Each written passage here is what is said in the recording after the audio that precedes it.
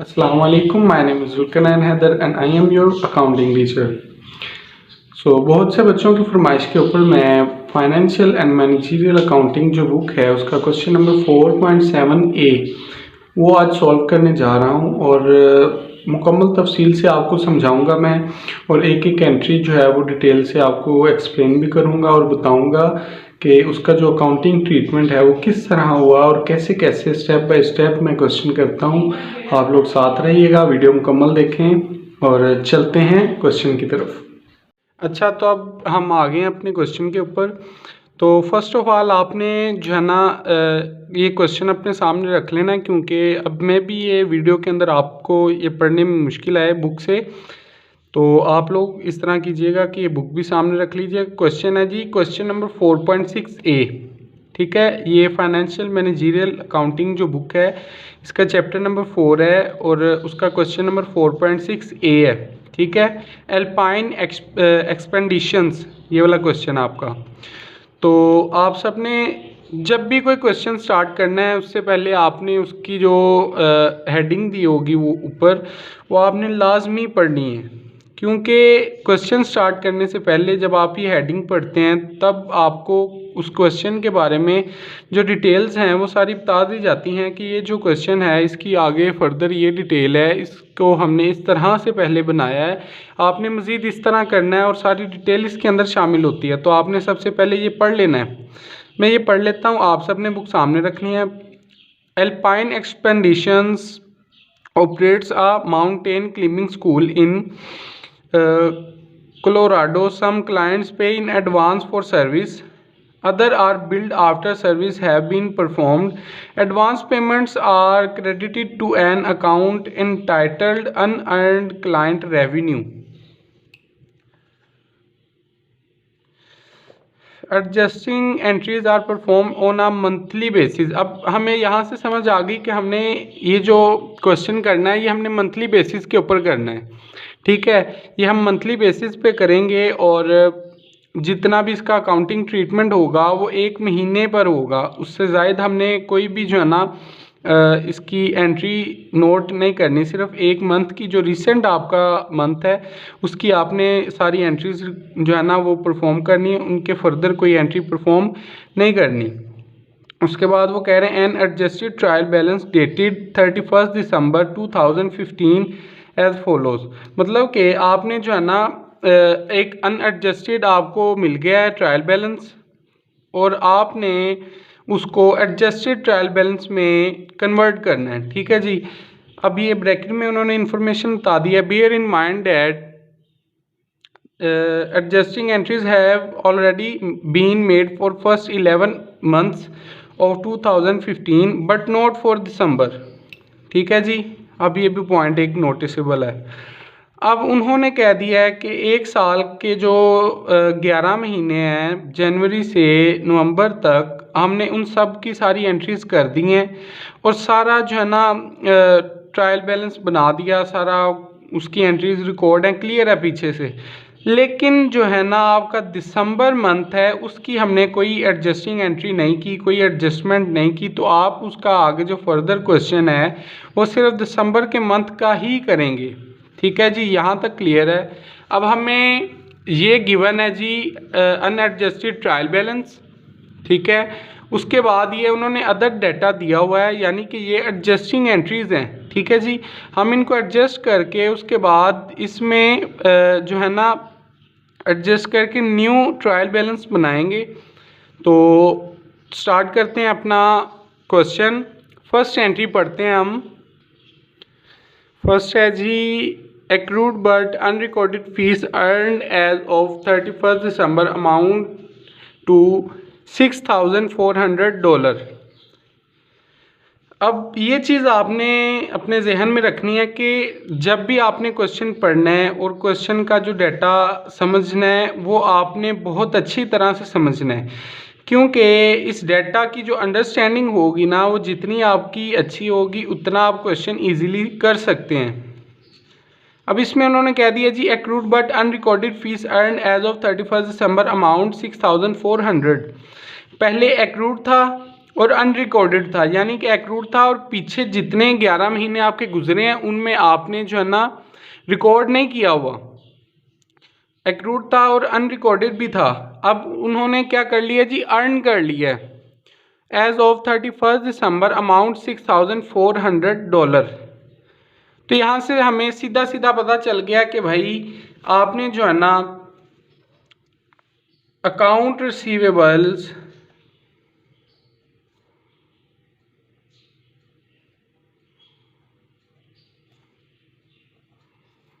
$6,400 इससे आपने डेबिट कर देना है, क्योंकि आपके वो डेटर इंक्रीज हो रहे हैं। ठीक है जी। अब कुछ लोग कहेंगे कि हमारे डेटर इंक्रीज किस तरह हो रहे हैं। अब देखें, ये चैप्टर है जी एक्रूअल और डेफरल सिस्टम ऑफ अकाउंटिंग। इसमें कैश के रिलेटेड कोई भी आपकी ट्रांजैक्शन नहीं रिकॉर्ड की जाएगी। ठीक है, ये जितनी भी आपकी ट्रांजैक्शंस होंगी इस चैप्टर के अंदर वो आपकी नॉन कैश ट्रांजैक्शंस होंगी। जब तक उसमें कैश का जिक्र ना किया जाए किसी भी एंट्री में, वो कैश वाली एंट्री नहीं होती, उसमें हम कैश इन्वॉल्व नहीं करते। तो इसमें अब वो कह रहे हैं कि भाई उसने इस महीने का कमा लिया है लेकिन अभी उसने दिया नहीं, कैश नहीं पे किया। तो जब किसी से हमने कैश रिसीव करना हो, लेना हो, तो हम फिर उसको अपना डेटर ही मानेंगे। ठीक है, जितने भी लोग हैं जिनसे आपने पेमेंट्स रिसीव करनी है वो आपके डेटर ही कहलाते हैं। तो अब हमने अकाउंट रिसीवेबल यहाँ पर इसलिए लिखा क्योंकि किसी भी जो है ना स्पेशल पर्सन, पार्टिकुलर पर्सन का नाम नहीं गिवन जिससे हमने पैसे रिसीव करने हैं। ठीक है जी। तो इस वजह से हम उसकी जगह पर अकाउंट रिसीवेबल लिख देंगे। अब अकाउंट रिसीवेबल हमारा डेटर है, एसिड है, तो हम एसिड इंक्रीज करके डेबिट कर देंगे। ठीक है जी। और दूसरी साइड पे क्लाइंट रेवेन्यू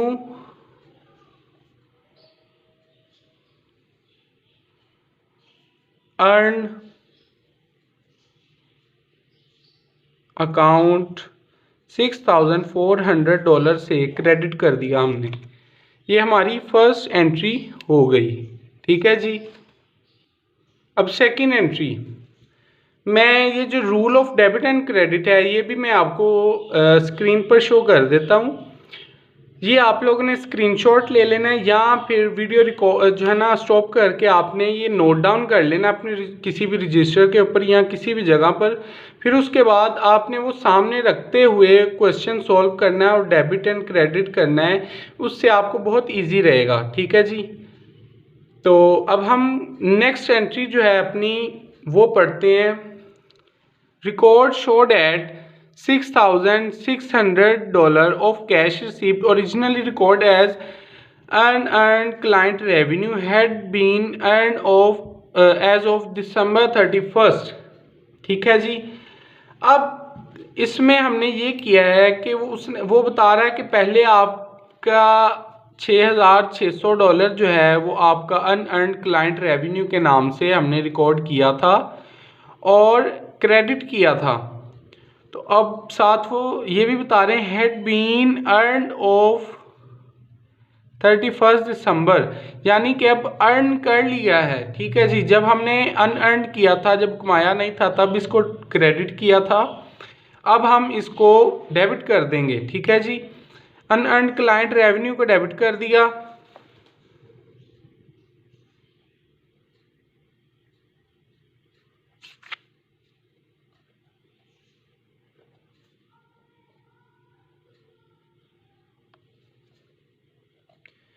$6,600।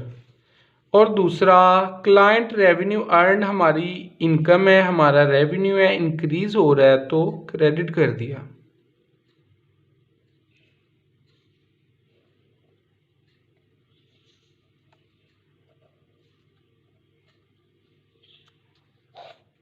ये आपकी सेकंड एंट्री भी हो गई।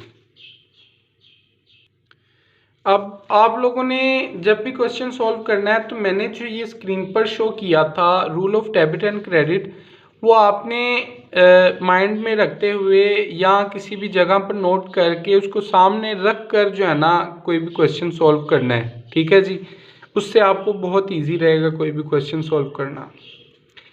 अब नेक्स्ट एंट्री है जी, the company purchase a 12 month insurance policy on June 1st 2015 for $36,000। तो मैंने आपको पहले भी बता दिया, स्टार्टिंग में ही मैंने आपको इन्फॉर्म कर दिया था कि हम ये बना रहे हैं जी एडजस्टेड ट्रायल बैलेंस। ये जो एंट्रीज कर रहे हैं ये हमारा 1 मंथ की एंट्रीज हैं, ठीक है जी। इसके अलावा जितनी भी नेक्स्ट मंथ हो गया, नेक्स्ट 6 months हो गया और नेक्स्ट ईयर प्रोग्राम हो गया या नेक्स्ट ईयर की कोई भी आपको वो एंट्री बता दे, तो आपने उसको गिवन जो है ना नहीं करना अपनी एंट्रीज के अंदर, उसको आपने रिकॉर्ड बिल्कुल नहीं करना, सिर्फ 1 मंथ का ही करना है। तो आपने सिंपली इसको 36,000 को 12 के ऊपर डिवाइड कर देना है ताकि ये आपका मंथली आंसर आ जाए। तो इसको आप डिवाइड करेंगे तो आपका आंसर आ जाएगा 3000। तो अब हमें सिंपली पता चल गया कि भाई ये जो हम एंट्री करेंगे 3000 से करेंगे, ठीक है जी। अब थर्ड जो एंट्री है हमारी इंश्योरेंस पॉलिसी वाली, हमने एक परचेज़ की इंश्योरेंस पॉलिसी।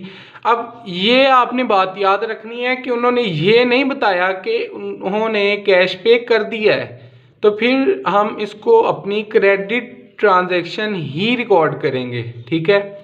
तो इंश्योरेंस हमारा एक्सपेंस है, एक्सपेंस इंक्रीज़ हुआ, वो जो rule of debit and credit है वो सामने रखें। एक्सपेंस इंक्रीज़ हुआ, इंश्योरेंस एक्सपेंस,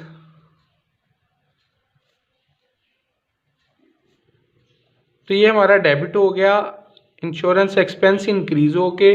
दूसरी साइड पे अभी हमने कैश पे नहीं किया, इंश्योरेंस पेएबल,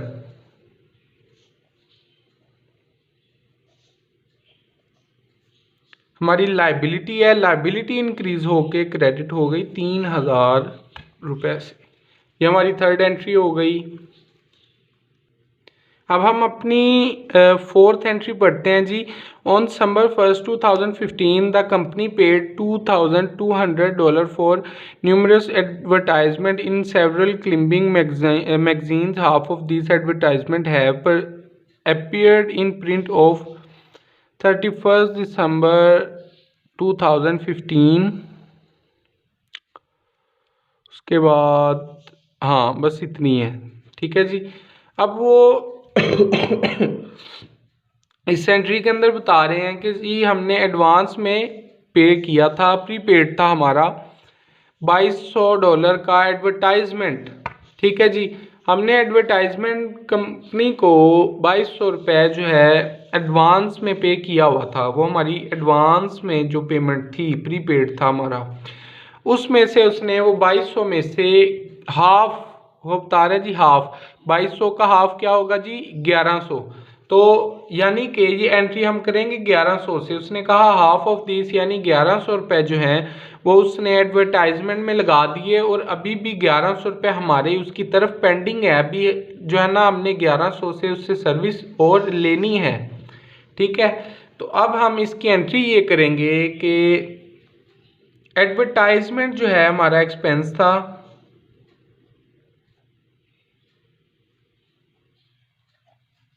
एक्सपेंस इंक्रीज होके डेबिट हो गया 1100 से। दूसरी साइड पे प्रीपेड एडवर्टाइजमेंट हमारा एसिड था पहले,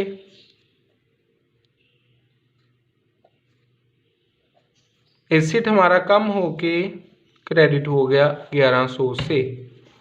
अब ये चीज़ आपने जहन में रखनी है कि जितनी भी आपकी पेमेंट्स हैं वो सारी आपका एक्सपेंस है और जितनी भी आपकी रिसीविंग अमाउंट है वो सारा आपका रेवेन्यू है इस चैप्टर के अंदर। नेक्स्ट एंट्री पढ़ते हैं जी, entry number 5, climbing supplies on hand at 31st December amount 2000। अब ये चीज़ आप लोगों ने जो है ना कीप इन माइंड कर लेनी है कि जो हमारी सप्लाईज है ना ये हमारा कंज्यूमेबल एसिड है, ठीक है जी। जो हमारा कंज्यूमेबल एसिड होता है, ये मैंने पहले भी आप सबको बता दिया हुआ है कि हमारे जो कंज्यूमेबल एसिड्स होते हैं वो जब हम बाय करते हैं at a time of buying, तब वो हमारा एसिड है। उसके बाद जब हम उनको कंज्यूम कर लेते हैं, जब वो कंज्यूम हो जाते हैं, उसके बाद हम उनको एक्सपेंस कंसीडर कर देते हैं, एक्सपेंस में बदल देते हैं।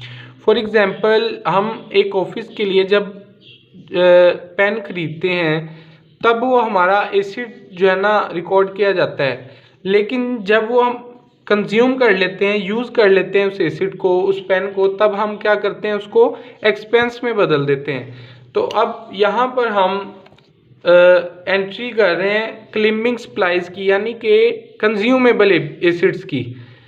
अब इस एंट्री को समझें कि वो कह रहे हैं climbing supplies on hand eight 31 December amount 2000, यानी कि वो कह रहे हैं हमारे पास एट अ टाइम हमारे हाथ के अंदर जो है ना वो 2000 रुपये की क्लिम्बिंग सप्लाईज रिमेनिंग बच गई हैं। तो हम अब सिंपल क्या करेंगे कि बुक के अंदर देखेंगे जो हमारी क्लिम्बिंग सप्लाईज हैं इसकी अमाउंट क्या है। इसकी अमाउंट है जी 4900 ओपनिंग, जब हमने बाय किया था। अब बाय तो हमने किया था तब थी वैल्यू 4900, लेकिन वो बाद में नीचे बता रहा है कि हमारे पास अब सिर्फ 2000 रुपये की रह गई हैं। तो इसका मतलब बाकी हमने क्या कंज्यूम कर ली हैं। ठीक है जी, कंज्यूम करने के बाद अब मैं बता रहा हूँ कि वो हमारा एक्सपेंस बन जाता है। ठीक है जी, जब हमारी सप्लाईज हमारा एक्सपेंस बन जाएंगी तब इसकी एंट्री होगी क्लिम्बिंग सप्लाईज जो है expense account, supplies expense account debit, expense increase होके। कीप इन माइंड कि वो चार्ट आपने सामने रखना है। क्लिम्बिंग सप्लाईज एक्सपेंस अकाउंट 2900 से डेबिट। दूसरी साइड पे हमारी सप्लाईज जो थी वो हमारा एसिड था, वो एसिड कम हो गया 2900 से, तो वो हमारा जो एसिड था वो कम होके क्रेडिट हो गया जी। अब ये हमने 2900 से एंट्री इसलिए की है कि जो 4900 थी हमारी ओपनिंग वैल्यू, अब ओपनिंग तो ये थी, उसके बाद उसने बता दिया कि आपका जो है ना 2000 रुपये की रिमेनिंग बच गई हैं, तो इनको माइनस करेंगे तो आपके पास 2900 आ जाएगा। यानी कि हमने 2900 की जो सप्लाईज हैं वो कंज्यूम कर ली हैं, तो इस वजह से हमने ये एंट्री की है, एंट्री नंबर 5। अब हम नेक्स्ट पढ़ते हैं जी एंट्री नंबर 6। एंट्री नंबर 6 है जी all climbing equipments was purchase when the business first form, जब बिजनेस स्टार्ट किया तब हमने इसको परचेज किया। The estimated life of the equipments at that time was 4 years, यानी कि उन जो एसिड्स थे उनकी एस्टिमेटेड लाइफ थी 4 साल, यानी कि 48 महीने। तो इसमें भी आपको समझना है कि क्या करना है, इस एंट्री को किस तरह उन्होंने परफॉर्म किया और इस एंट्री के अंदर हम क्या करेंगे। लेकिन मैं फौरी समझ गया कि इसको किस तरह करना और ये क्या चीज़ पूछना चाह रहे हैं। देखें जी, बेसिकली ये जो एंट्री है ये है जी डेप्रिसिएशन की। ठीक है, अब मुझे कैसे पता चला डेप्रिसिएशन का? डेप्रिसिएशन का जो एक फॉर्मूला है ना वो मैं आपको दिखाता हूँ। अब डेप्रिसिएशन का जो फॉर्मूला है ना जी, डेप्रिसिएशन, इसका फॉर्मूला है C-S/N। ठीक है जी, इसको इन एक्सटेंड फॉर्म अगर लिखें, depreciation is equal to cost minus scrap value और एस्टिमेटेड लाइफ ऑफ एसिड। अब depreciation is equal to cost minus scrap value और एस्टिमेटेड लाइफ ऑफ एसिड, ये किसका फॉर्मूला जी? डेप्रिसिएशन का। अब याद करें कि उस एंट्री के अंदर वो बता रहे थे कि estimated life of N acid is 48 months. ठीक है, तो एस्टिमेटेड लाइफ किसके अंदर लाई कर रही है जी? डेप्रिसिएशन के फॉर्मूले के अंदर। तो हम क्या करेंगे कि सिंपल सा हमें पता चल जाएगा कि भाई एस्टिमेटेड जो है ना, उसके अंदर वो एस्टिमेटेड का जिक्र कर रहे हैं कि एस्टिमेटेड लाइफ उसकी इतनी है, तो एस्टिमेटेड किस में लाया कर रहा है, डेप्रिसिएशन में, तो हम उसका सिंपल डेप्रिसिएशन फाइंड कर देंगे। ठीक है जी। तो अब आप सबको पता चल गया कि ये जो एंट्री है ये डेप्रिसिएशन की एंट्री है।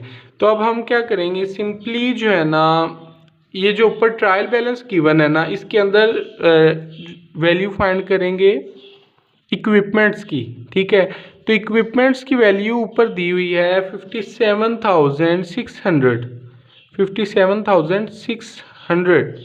तो इसको हम सिंपली माइनस करेंगे कॉस्ट से और डिवाइड करेंगे estimated life of an asset से, तो वो है जी हमारे पास 48 मंथ्स। ठीक है जी। अगर यहाँ पर वो ईयर्स गिवन दिए होंगे तो आपने ईयर्स के साथ मल्टीप्लाई 12 करना है। अगर ईयर्स नहीं है, सिंपली मंथली फॉर्म में आपको वो बताया हुआ है, तो आपने सीधा मंथ को यहाँ पर पुट कर देना है। ठीक है, इसको हम करते हैं जी। तो हमारा आंसर आ रहा है 1200। ठीक है जी। तो हम ये एंट्री करेंगे 1200 से। अब डेप्रिसिएशन हमारा एक्सपेंस है, डेप्रिसिएशन एक्सपेंस अकाउंट इक्विपमेंट्स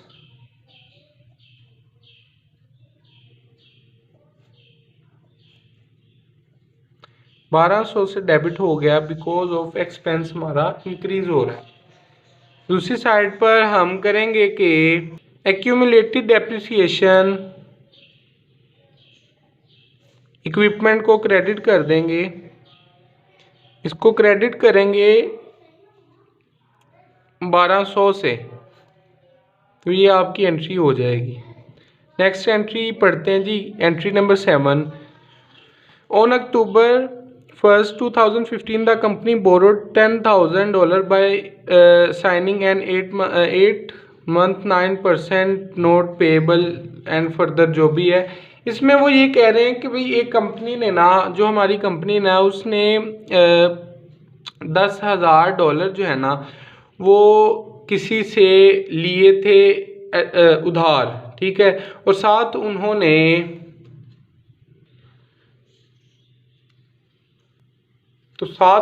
जो है ना एग्रीमेंट साइन किया। मतलब हमारी कंपनी ने $10,000 जो है ना किसी से उधार लिए और साथ उन्होंने कहा कि हम आपको जो है ना हर मंथ 9% जो है ना इसका इंटरेस्ट पे करेंगे। ठीक है, अब 9% जो है ना यहाँ पर अमाउंट दी हुई है ना, कीप इन माइंड कि जितना भी आपके क्वेश्चन के अंदर परसेंटेज दी होगी, परसेंटेज गिवन होगी, रेट ऑफ इंटरेस्ट गिवन होगा, वो आपका पर ईयर के हिसाब से होगा। ठीक है, आपका पर ईयर जो है ना 9% होगा इंटरेस्ट, उसको आपने खुद जो है ना एक मंथ पीरियड के ऊपर डिवाइड करके एक मंथ का निकाल के उसको ऊपर एंट्री करनी है। ठीक है, अभी आपकी 10,000 सॉरी, अभी आपकी 10,000 जो है ना ओरिजिनल प्रिंसिपल वैल्यू है, इसका आप 9% निकालेंगे 900 आ जाएगा, उसको आप डिवाइड करेंगे 12 के ऊपर, तो आपकी अमाउंट आ जाएगी 75। ठीक है, तो यानी कि ये एंट्री होगी 75 से। इंटरेस्ट हमारा एक्सपेंस है, इंटरेस्ट एक्सपेंस अकाउंट हमारा 75 रुपीज़ से डेबिट हो गया। दूसरी साइड पे इंटरेस्ट पेएबल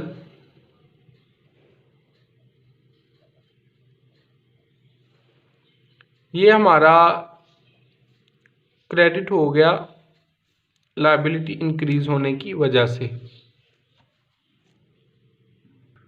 नेक्स्ट एंट्री है जी हमारी accrued but unrecorded salaries at 31 December amount 3,100।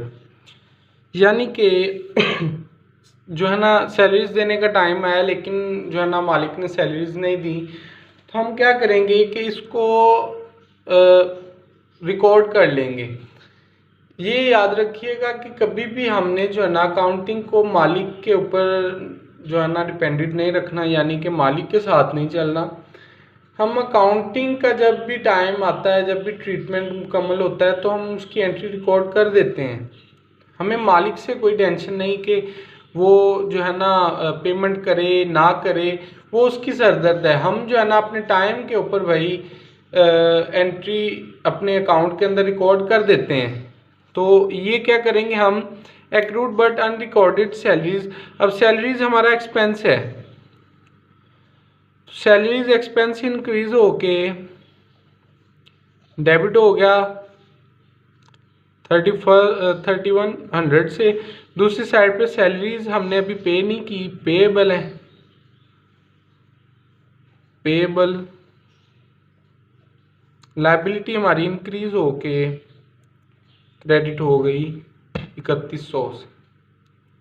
ठीक है, नेक्स्ट एंट्री है जी, estimated income tax for the entire year is total $14,000। Tax are due in first quarter of 16। ये छोड़ दें आगे वाली लाइन, क्योंकि मैंने आपको पहले भी बताया हमने रिसेंट जो है ना टाइम पीरियड के हिसाब से चलना है।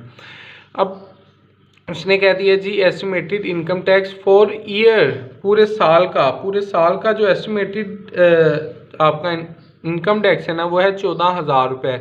ठीक है, तो उसमें से उन्होंने बता दिया कि भाई आप खुद ही निकाल लें इस महीने का निकालने के लिए अब हम बना रहे हैं दिसंबर का। पीछे भी उन्होंने बता दिया कि पीछे 11 महीनों का हमने ये बनाया हुआ है, ये ऊपर ट्रायल बैलेंस गिवन है। ठीक है जी, तो हम क्या करेंगे कि इनकम टैक्स की अमाउंट ये ऊपर से फाइंड करेंगे कि भाई कहाँ पर इनकम टैक्स है और हमने इससे पहले 11 महीनों में कितना पे कर दिया है।